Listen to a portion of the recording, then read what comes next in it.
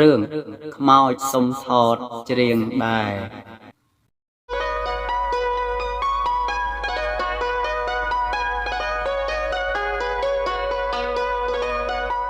អីយ៉ា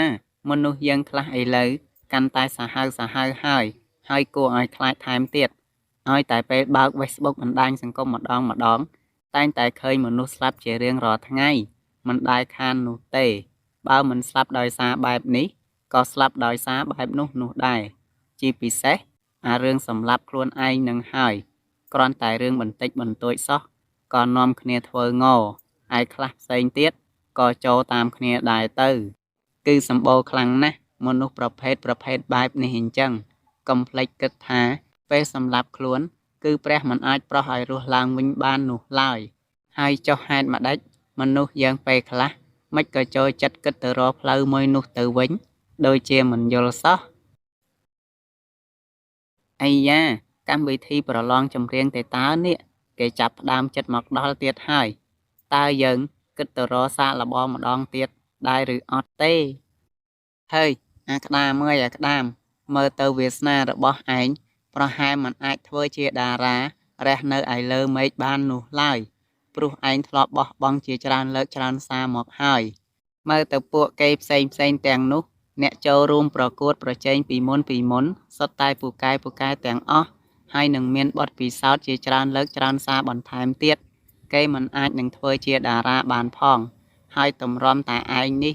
ដើរតែច្រៀងគ្មានដឹងក្រឡុកក្រលាក់នឹងតង់ផ្សេងទៀតតើធ្វើជាតារាយ៉ាងម៉េចនឹងកើតទៅគួរតែទៅរកផ្លូវធ្វើអ្វីផ្សេងពីហ្នឹងទៅល្អជាងប៉ុន្តែដូចជាសោកស្ដាយបន្តិចដល់ហើយគួរតែសាកល្បងបន្តិចចោលលេងសិនទៅក្រែងលោថ្ងៃក្រោយ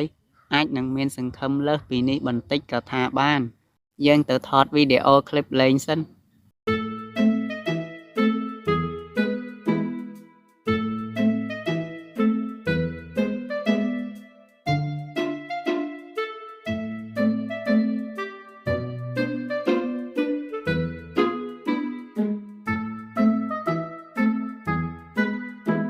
ព្រះអាទិត្យលិចផុនបាត់ទៅបន្សល់នៅភាពងងឹតសូន្យព្រះច័ន្ទសូមចូលខ្លួនអួតរីត្រីមនុស្សទាំងឡាយចូលកាយនិន្ទ្រីព្រះច័ន្ទថ្លារៀងរះតែឯងពោះឆ្ងាយដាច់សងវែងលើមេឃាឯរូបខ្ញុំក្រៀមក្រំម្នាក់ឯងវល់វង្វេងប្រជែងចន្ទ្រីកើតទុកក្នុងមកស្នេហ៍ឃ្លៀតឆ្ងាយផ្ដាំទៅមេឃស្រែកសួរព្រឹក្សាតើអ្នកណាអាចជួយខ្ញុំបានជួយប្រាប់ទៅឲ្យយើងសុំច្រៀងលេងផងដែរមកបានដែរឬទេ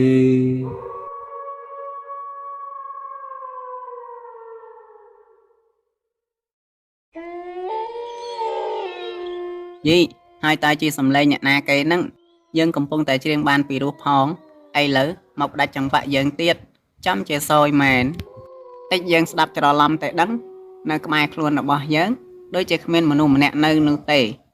ឬមួយក៏អារម្មណ៍របស់យើងគិតទៅរកអ្វីផ្សេងផ្ដេសផ្ដាសហើយមើលទៅមិនច្រឡំនោះទេយើងគឺជាខ្មោចឲ្យយើងសុំច្រៀងលេងផងដែរមកតើបានដែរឬទេប្រូ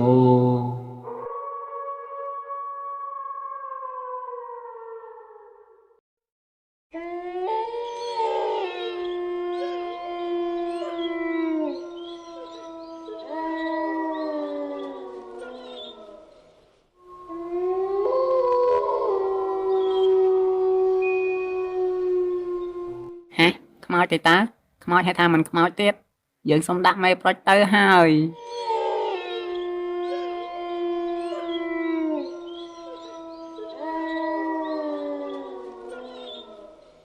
គ្រាន់តែយើងសុំច្រៀងលេងបន្តិចផងដែរសោះ